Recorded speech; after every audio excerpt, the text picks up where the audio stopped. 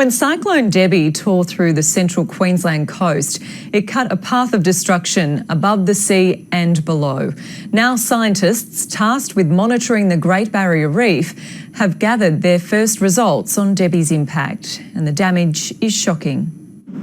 Angus Thompson is more used to wetsuits than lab coats, but he's just back from the field assessing new data and the legacy of Cyclone Debbie on the Great Barrier Reef. We'd heard sort of reports coming back of fairly severe damage. When the Category 4 system struck the Whitsundays, it was driving 260 km/h winds, battering the region and the reef from Mackay to Bowen for 48 hours. We have had big disturbances, but often not at this sort of magnitude. Angus Thompson has been monitoring the inshore of the Great Barrier Reef for almost 30 years.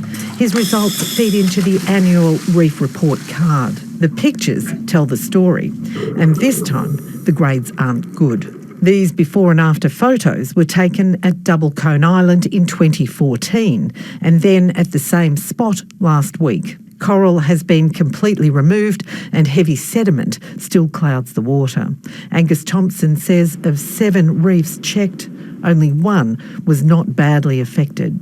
Some of the reefs have had a substantial loss of coral cover, in excess of 95%. The Marine Park Authority says it's not clear how far the damage extends. But we do know that the path of the cyclone was at least several hundred kilometres wide. Less coral means less breeding stock, and that will slow recovery for the southern part of the reef, which had avoided the impact of major bleaching in the north. Ultimately, it is about tackling the really big issue that's facing the Great Barrier Reef, which is climate change. Angus Thompson believes it could be 10 years before the reefs are restored. But the coral recovery work started immediately after the cyclone means there are still dive spots for tourists. Kathy McLeish, ABC News.